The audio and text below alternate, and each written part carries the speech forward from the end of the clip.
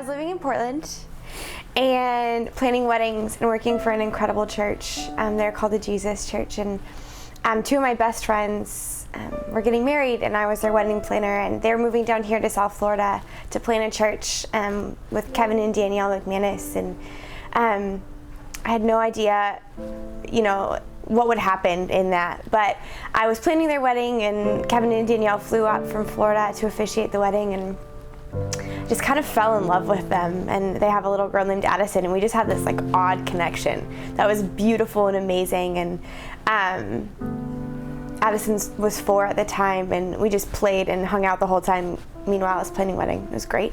And we just really connected, all 3 of us. And I met Kevin and Danielle for 2 days, and after the 2 days were over, Allie and Daryl, who were my friends who were getting married, and Kevin and Danielle just asked, hey, Brett, do you want to be kids director for Shoreline? And I said, no, that's okay, I'm good.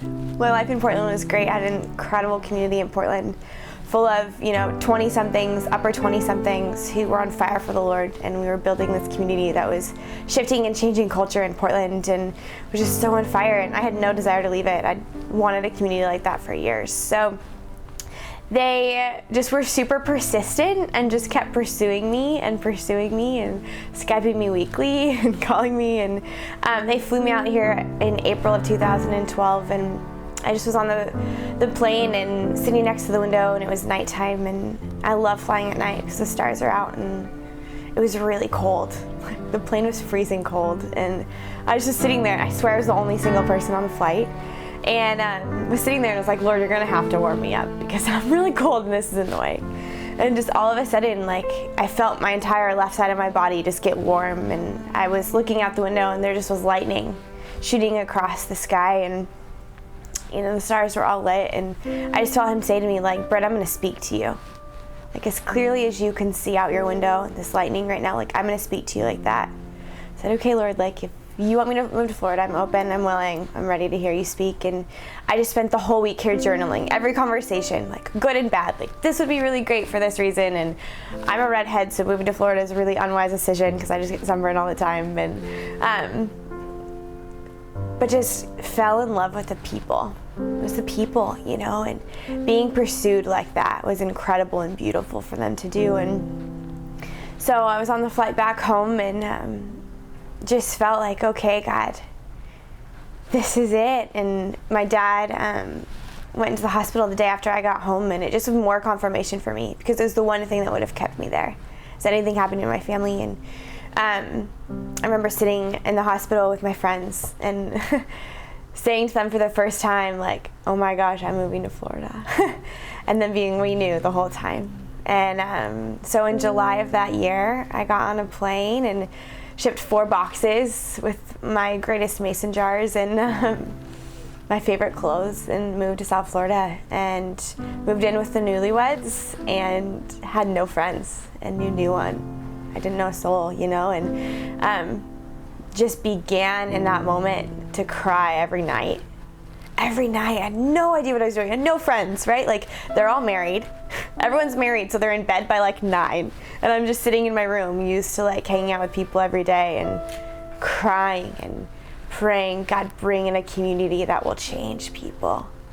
Bring in a community that will change everything. And slowly and surely, I became not only kids director, but student director, and then college director at the same time, and it was a lot. But started seeing college students come to life, and it took a long time.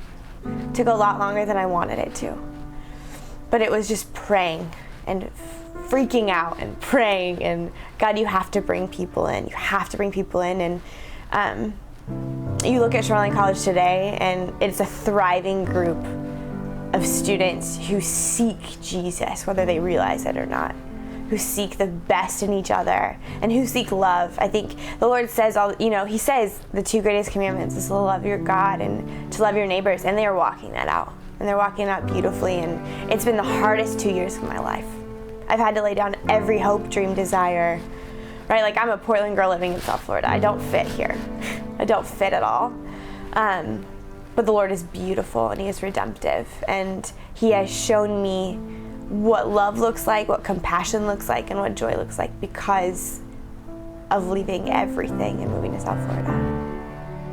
My greatest desire, dream, vision for my life is to shift and change culture. And to me, that looks like creating communities in all 50 states. And it looks like creating communities that love one another well, who show up, right? Like, my word for my life is I just want to show up in people's lives. I just want to be there. If something's happening, I want to be there, or I want to have been praying for it. I want to have interceded on their behalf, and I want to create communities like that because I think that this nation is so desperate for realness, to be authentically vulnerable, and to sit in living rooms and say, like, this is my crap and what are we gonna do about it? You know, and to say, this is what I'm struggling in, and to really actually say what you're struggling in. Because I think that you have to create men and women who speak life into one another.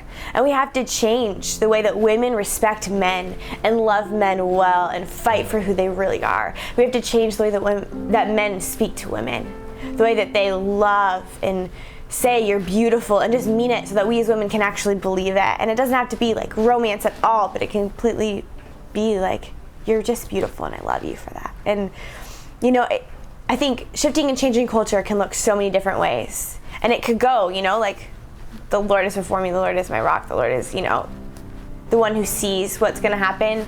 But at the end of the day, like, I just wanna make a difference in people's lives. And I want to show what tangible love looks like. And I want that to be across nations, you know, to send different girls from the college group to different nations, or to send them out across this nation, you know. I think that just a word is spoken over me that I would just create this in all 50 states, and I can't wait to see how the Lord shows up and does that.